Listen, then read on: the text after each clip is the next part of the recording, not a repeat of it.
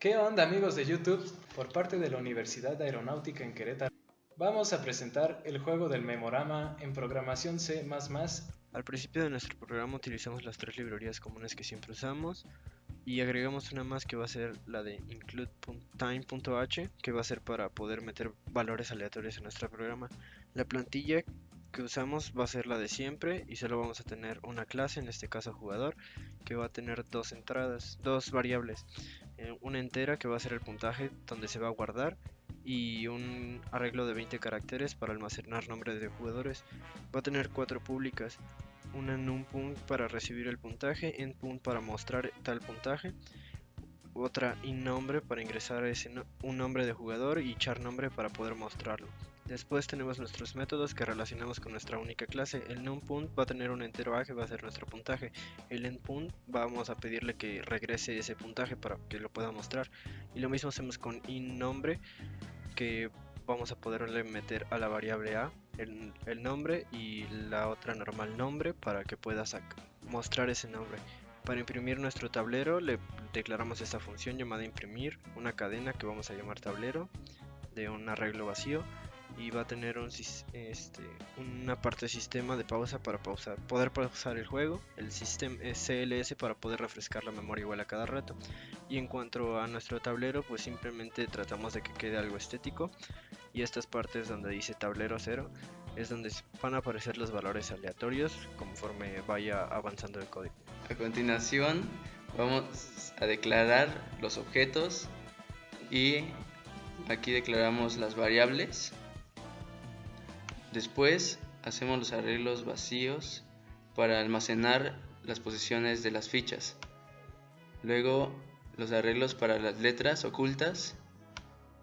Aquí ponemos las opciones de las letras ocultas, la posición en el tablero en las que van a estar las fichas y un auxiliar para ocultar de nuevo las fichas en caso de un error. Aquí vamos a presentar el juego como memorama, el equipo y el grupo. A continuación tenemos las instrucciones del juego y vamos a nombrar a los jugadores como J1 y J2. Con el stand_time_null vamos a iniciar el proceso de asignación de fichas aleatorias del tablero. Aquí ponemos la función que asigna un número al azar entre 1 y 30.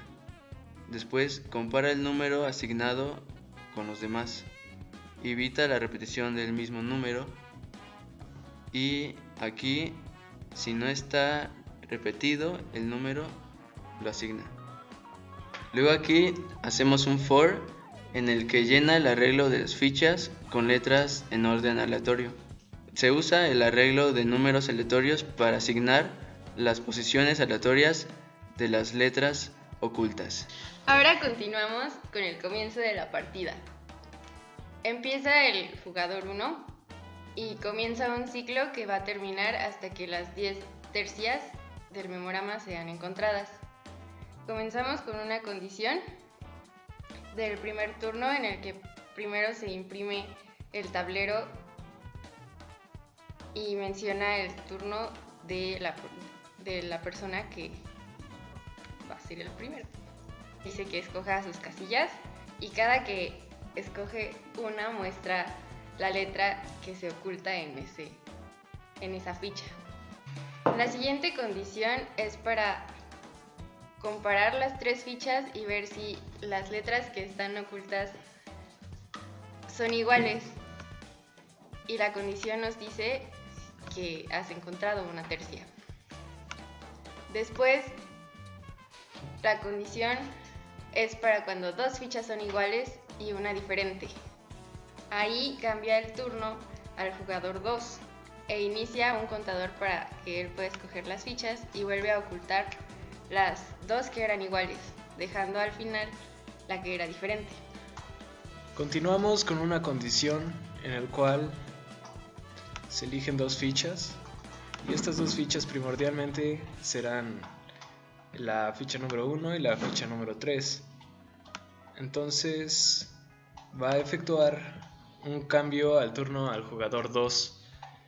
Z va a ser un contador para escoger las fichas.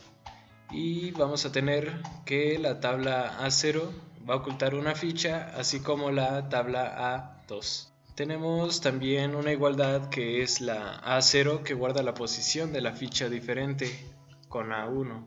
Table A0 va a dejar visible la ficha que es diferente. Y termina nuestra primera función. Después tenemos otra condición que va a ocurrir cuando dos fichas son iguales y la otra no. Entonces nombramos a otra incógnita para cambiar el número al jugador 2 y pues volvemos a utilizar nuestro contador Z. Tenemos que la tabla A2 va a ocultar la ficha como en el otro caso, así como table A1. A0 va a dejar visible una ficha diferente. Después tenemos la última condición, que es cuando todas las letras son diferentes. Entonces nuestra incógnita X cambia el turno al jugador 2. Y la Z, pues, como fue en los casos anteriores, va a ser nuestro contador para escoger fichas. Entonces tenemos que 3 casos de table en A0, A1 y A2, y todas estas van a ocultar unas fichas. Entonces continuamos con otra condición para el turno del jugador 2 que contiene las mismas condiciones que el turno del jugador 1 para el jugador 2.